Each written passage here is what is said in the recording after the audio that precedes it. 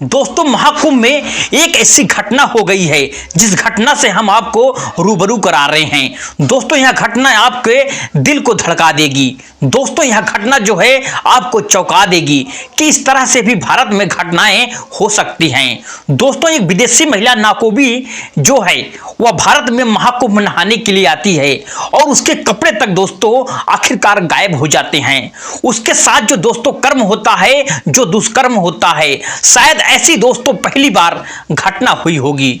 मैं आपको दोस्तों पूरी घटना की कहानी बताऊंगा कि दोस्तों एक महिला अर्जेंटीना से आखिरकार चल करके लखनऊ एयरपोर्ट पर उतरती है और लखनऊ एयरपोर्ट पर उतरने के बाद दोस्तों वह अपने लाव लश्कर के साथ, अपने सामान के साथ जो है वहां से बनारस आ जाती है।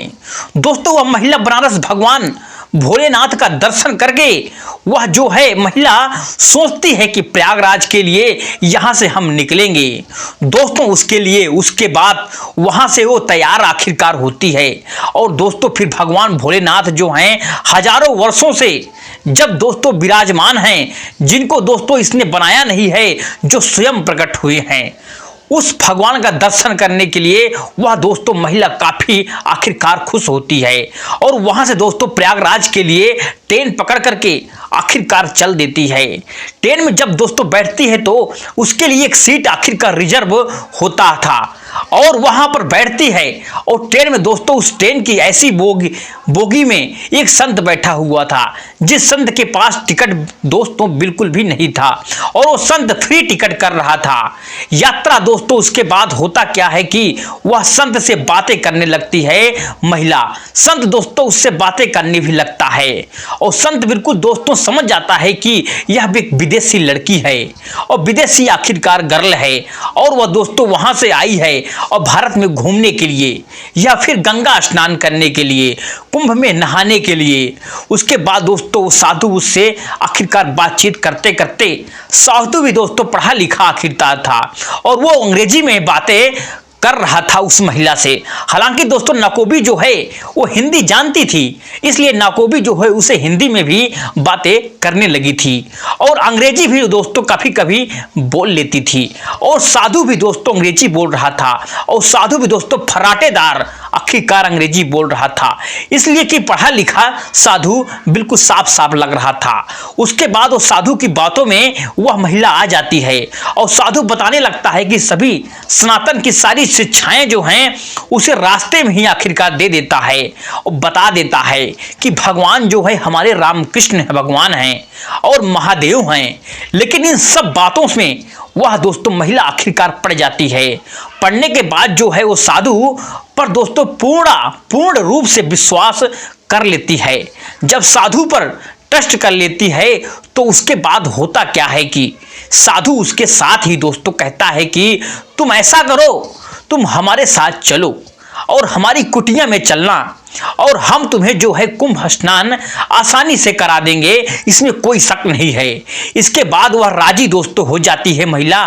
फिर बताता है कि साधु जो है बताता है कि 4 सर 14 करोड़ तक लोगों को यहाँ पर जुट रहे हैं, इसलिए तुम्हें नहाने में समस्त होगी, कुंभ स्नान करने में, इसलिए अमृत स्नान के लिए दिन हम तुम्हें स्नान करा देंगे, इसमें कोई शक नहीं है।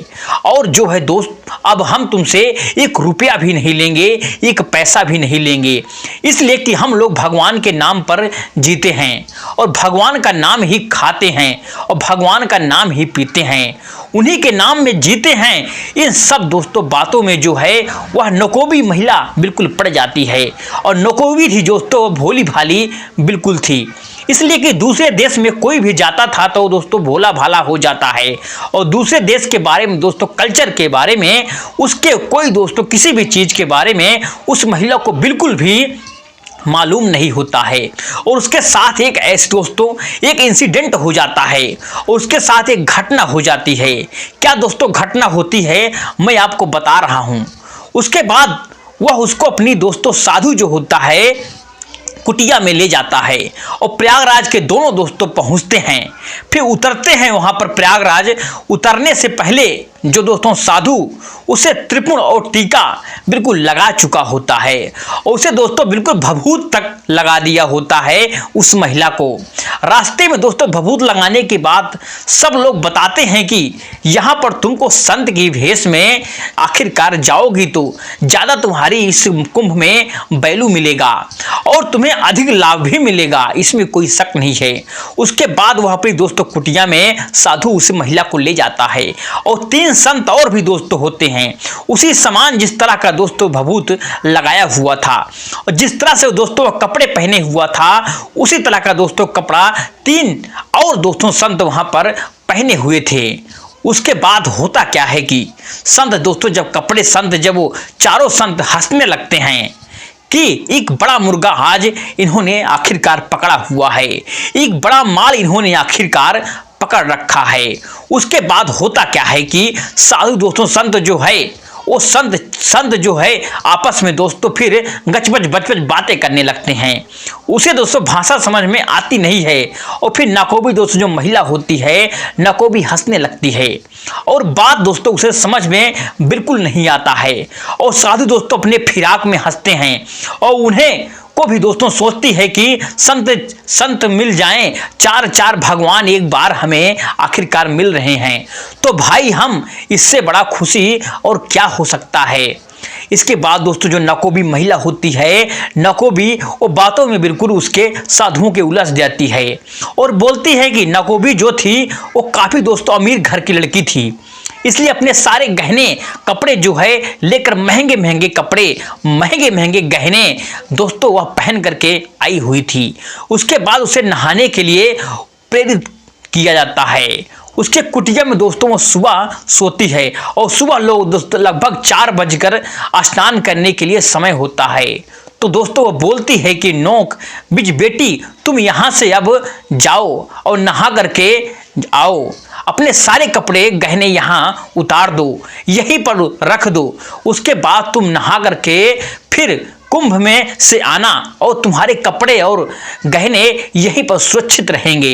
इसलिए कि हम लोग संत हैं और हम लोग पाखंडी बिल्कुल भी नहीं होते हैं, हम लोग संत हैं और जो हैं संत जो समझती है संत में दोस्तों भगवान बसते हैं। संत का स्वभाव जो है बिल्कुल दोस्तों सरल और निर्मल होता है, इसलिए ईमानदार होता है।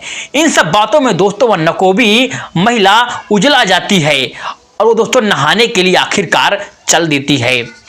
अपने कपड़े लेकर वहां से जब कपड़े लेकर नहाकर जब वह महिला वहां से नहाती है और कुंभ स्नान करती है, कुंभ स्नान करने के बाद जो है दोस्तों नकोबी फिर क्या होता है करती है भगवान भोलेनाथ की आराधना करती है। यहाँ तक कि दोस्तों वह महिला प्रसाद चढ़ाती है, फूल चढ़ाती है। उसके बाद अपना प्रसाद लेकर के वो वापस लौट ही रही होती है। जब दोस्तों वह धीरे धीरे वह महिला अपने कुटिया के पास वह पहुँचती है तो वह महिला देखती है कि भाई चारों संत यहाँ से बिल्कुल साफ साफ गायब हो गए हैं, हमारे कपड़े और गहने तक के बिल्कुल गायब हो गए हैं। अब वो दोस्तों सोच में पड़ जाती है कि आखिर में कैसे संत हैं थे। भारत में संतों पर विश्वास किया जाता है, संतों की भूमि कहा जाता है भारत को, हिंदुस्तान को, और ये संत कहाँ गायब हो जाते हैं।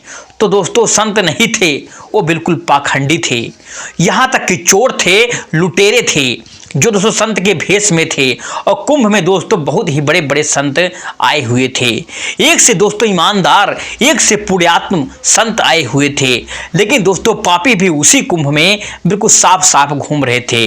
जहाँ पर दोस्तों रावण वहाँ भी दोस्तों राम भी होता है और वहाँ पर रावण का भी दोस्तों वास होता है। इसलिए कहा जाता है कि जहाँ धर्म होता है वहाँ ही अधर्म होता है। और वह अधर्मी दोस्तों संत जो हैं संत का भेष बना करके, बहुरूपिया का भेष बना करके दोस्तों संत का भेष बना करके वहां पर आए हुए थे और दोस्तों उनसे गहने कपड़े लेकर के वहां से चंपत जाते हैं। उसके कपड़े तक दोस्तों ले जा करके आखिरकार बेच देते हैं। अब दोस्तों बेचारी अकेली ये कपड़ा पहन करके चारों तरफ से इधर उधर देख रही थी, भाई अब क्या होगा, अब कैसे हम जाएंगे अर्जेंटीना। दोस्तों हम पैसे भी बिल्कुल गायब कर दिया था, दोस्तों घने भी गायब बाल सब कुछ दोस्तों, और हमारे कपड़े भी बिल्कुल गायब हो गए हैं। उसके बाद दोस्तों होता क्या है कि वो संत जो है, संत का दोस्तों प्रशासन को खबर करती है और प्रयागराज की दोस्तों पुलिस वहां पर पहुंचती है। और प्रयागराज की पुलिस दोस्तों जब जांच करती है तो पता चलता है कि ये संत की कुटिया बिल्कुल भी नहीं है, यहाँ पाखंड हो जो इस कुटिया में रह रहे थे। दोस्तों बना करके कुटिया रह रहे थे, इसमें समाये हुए थे। उसके बाद दोस्तों उसे अरेस्ट करने के लिए चारों तरफ दोस्तों पुलिस आखिरकार फैल जाती है और चारों दोस्तों संतों को जो है एक दिन के बाद दोस्तों जो है अरेस्ट कर लिया जाता है। फिर अरेस्ट कर लिया जाता है और फिर दोस्तों पुलिस उन्हें कड़ी से कड़ी सजा देती है। और फिर दोस्तों उस नाकोबी जो महिला अर्जेंटीना से आई हुई थी उसको दोस्तों प्रशासन खुद पैसा लगा करके उसको अपने देश भेज दिया जाता है। तो दोस्तों ये थी आज की कहानी, एक घटना की कहानी। तो आपको कैसी लगी? अगर आपको अच्छी लगी हो तो वीडियो को लाइक और चैनल को सब्सक्राइब करना बिल्कुल ना भूलें।